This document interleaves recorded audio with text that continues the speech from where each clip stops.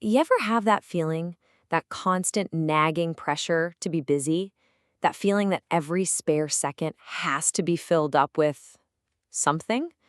A notification, an email, another scroll through a feed. Well, what if I told you that feeling isn't some personal flaw? That your inability to just sit still isn't a bug in your character, but a feature of the world we're living in? Let's get into it. What if all this busyness isn't just an accident? What if it's part of a system that's structured not to help you think, but to make sure you don't? This quote it nails it, doesn't it? The whole idea isn't some old-school heavy-handed control with a guy in a trench coat watching you.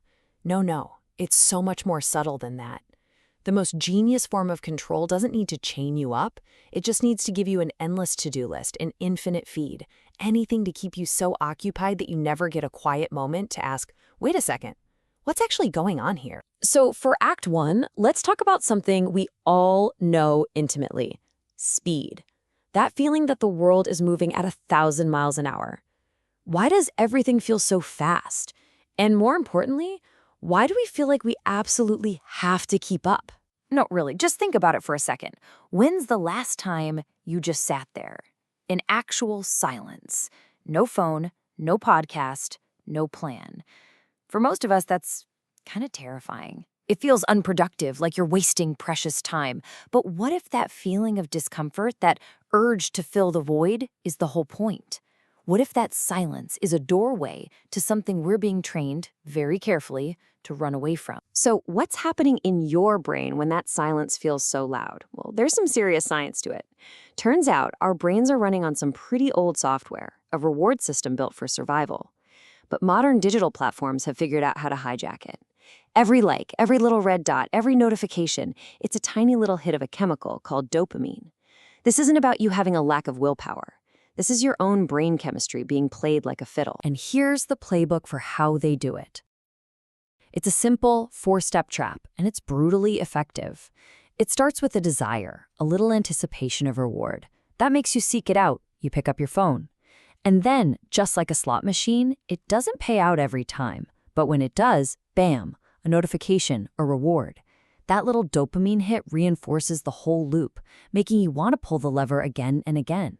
You're not weak. You're just caught in a perfectly engineered cycle. But it's not just a chemical hook. This constant motion, this busyness, it serves a much deeper psychological need.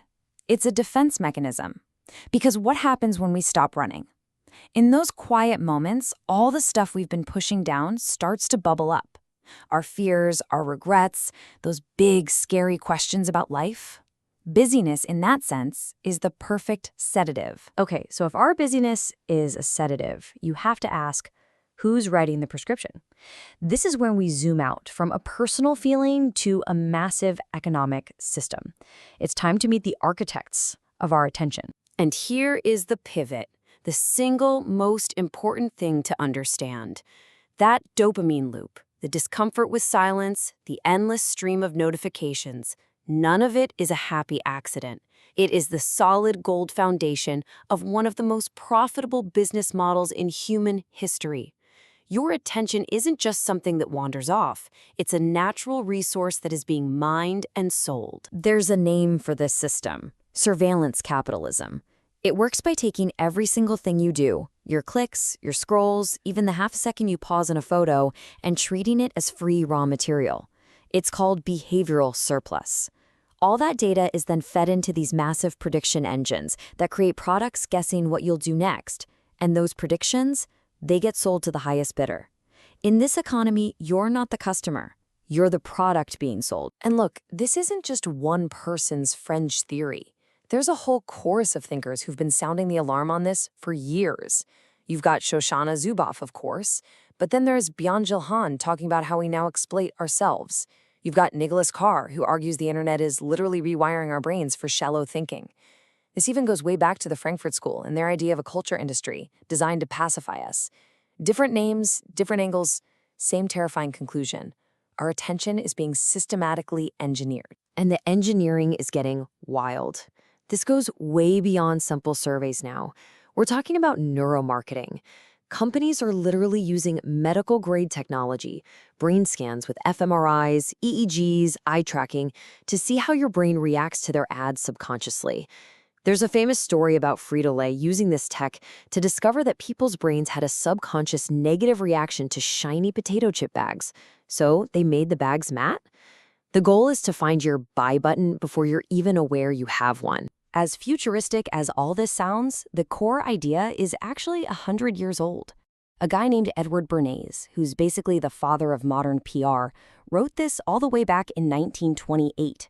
He was openly talking about an invisible government of elites who could shape society by understanding and manipulating our hidden desires. The only thing that's changed between then and now is the terrifying precision of the tools. So we've seen the psychological hooks, we've seen the business model, and it all leads to the real kicker. If we're all being sedated by this constant noise and busyness, what are we being sedated from seeing? Let's take a look at some of the cracks in the system that our distraction helps us conveniently ignore. This is the multi-trillion-dollar question, right? Because a mind that's constantly occupied, constantly chasing the next notification, doesn't have the bandwidth to look up and notice the warning signs. It doesn't see the systemic problems or the uncomfortable truths that would otherwise demand our attention, and maybe even our action. So what are some of those truths? Let's start with a number, $62,000. Some sources point to this as the average debt an American has when they die. Just let that sink in. For millions of people, debt isn't just a phase you go through, it's a life sentence. And as many critics argue, it's also a fantastic form of social control. It's pretty hard to take risks, to speak out, to rock the boat when you're afraid of your own financial situation sinking. You become compliant. And check this out. Even in places that are supposed to be affordable, there's often this huge gap between what the average person earns and what it actually takes to be financially comfortable. You know, to cover your bills, have some savings, and not live in constant stress. We're not talking about buying a private jet here. We're talking about basic security. This comfort gap points to a systemic problem that's a whole lot easier to ignore when you're glued to your feet. Now, while we're busy scrolling, there are some pretty huge conversations about power happening just over our heads. For instance, sources point to critiques against organizations like the World Economic Forum. They're accused of being these unelected groups that push global agendas without any real democratic process. Now, whether you agree with those critiques or not, the point is that these incredibly complex, important debates about how our world is run are happening largely out of sight for a public that's been successfully distracted. And it's not just what's happening now that we miss. Our distraction makes it way easier to rewrite what's already happened. Take the Bay of Pigs invasion. The story of what that was has completely changed over time. First, it was just damage control. Then it became a blame game pointed at the CIA.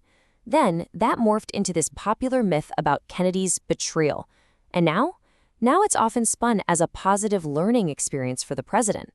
It's a perfect case study in how history gets shaped to fit a narrative long after the fact. And this is where it gets really dangerous.